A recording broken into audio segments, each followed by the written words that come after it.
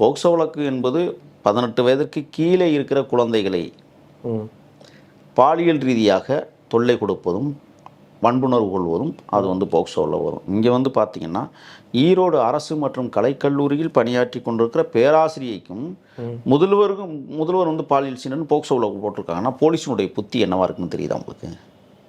சட்டத்தை படிச்சுட்டு இவங்க சட்டத்தை நிறைவேற்றுறாங்களா அப்படிங்கிற ஒரு விஷயம் இருக்குது.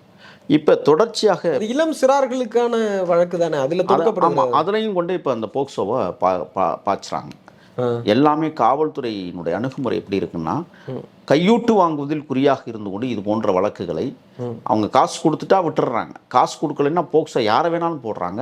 இந்த குண்டாஸ் போடுறது மாதிரி தான். இவர்கள் போக்சோவை குண்டாஸ் போல நினைத்து கொண்டிருக்கிறார்கள். இதுதான் இங்கே இப்போ தமிழ்நாட்டின் தலைவிதி. நான் ஏற்கனவே சொன்னேன், கிட்டத்தட்ட 7029 படுகொலைகள் இந்த 4.5 ஆண்டுகளில் இந்த அரசு நடத்தியிருக்கிறது என்றால், அப்போ இந்த ஆட்சியாளர்கள் எந்த லட்சணத்தில் நடத்திக்கிட்டு இருக்கிறாங்கிறத பார்க்கணும். ஒரு 3 நாளைக்கு அல்லது 4 நாளைக்கு நடந்த சம்பவத்தை பார்த்தீங்கன்னா, சின்னமனூரில் தேனி என்கிற இடத்துல, தேனி சின்னமனூரில் ஒரு விவசாயியை வெட்டி வயலுக்குள்ளே போட்டிருக்கான். சட்டம் ஒழுங்கு என்னவாக? ஒரு விவசாயி வெட்ட வேண்டிய தேவை என்ன வந்திருக்கு?